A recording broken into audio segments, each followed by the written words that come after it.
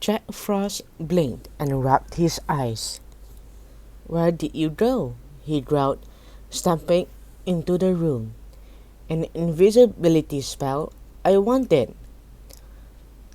Rachel and Trusty were still holding hands. "I've got an idea," Rachel whispered into Trusty's ears. "He's not holding the notebook tightly. Maybe we can take it out under his arms." "What about Orla?" said Trusty. "We cannot live without her." "If we get the notebook, she'll see it flying through the air," said Rachel. "She will follow us." They fluttered their wings and rose up until their feet were just off the floor. It was hard to fly when they could not see themselves.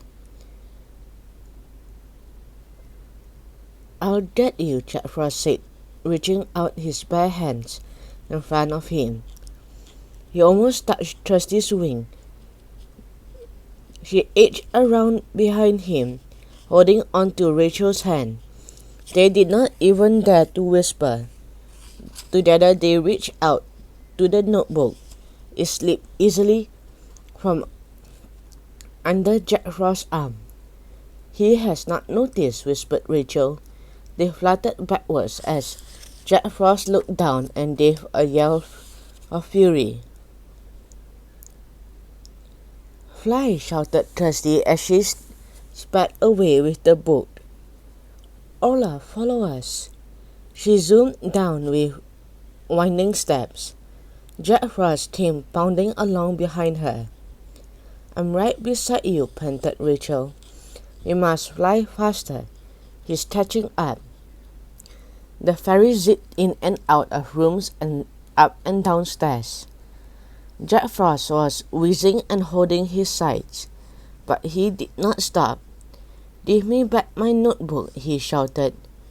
"Rachel, which way is out?" Trusty cried.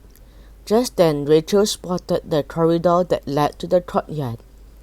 "You're not going to escape," shrieked Jack Frost. "Guards! Goblins!" "We cannot live without Orla," said Rachel. "But we can hide."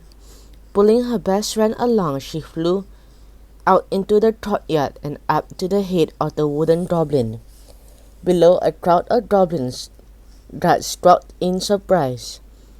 All the girls could see was the orange notebook rising up in the air.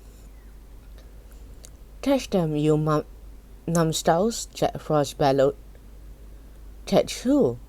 one of them replied. "It's a floating notebook. It's being carried by invincible fairies," Jack Frost shouted at them. "Now get them." The goblins started jumping up, clutching at the air with their bony fingers. "I do not like the sound of invincible fairies," one of them wailed. Rachel and Trusty reached the top of the wooden goblin and dropped inside through the trapdoor. "Oh my goodness," said Trusty, sinking to the floor. "I have never flown as fast as that." "Me neither," said Rachel. "It is so strange not being able to see you." "Let's look through the eye holes and see what Jack Frost is doing," said Trusty. Down in the courtyard, Jack Frost was hopping with rage. He had a crowd of goblin guards around him. "Listen to me, you useless lot," he yelled. There are invincible fairies inside that giant goblin. They've got my orange notebook, and I want it back. So climb up to that trapdoor and get them out." "Oh no," said Trusty in alarm. "What are we going to do? And where is Orla?" "We have to think of a way to stop them from getting in," said Rachel. "We could bolt the trapdoor shut, but then Orla would not be able to get in," said Trusty. The roars and strokes of the goblins were getting louder. "I think they are climbing the lake," said Rachel. "How long are we going to be able to stay in here?" But at that moment the wooden giant tilted sideways a little. Rachel slid to the left and Trusty had to cling to the eye-hole to stay still. Outside the goblins growled and ran.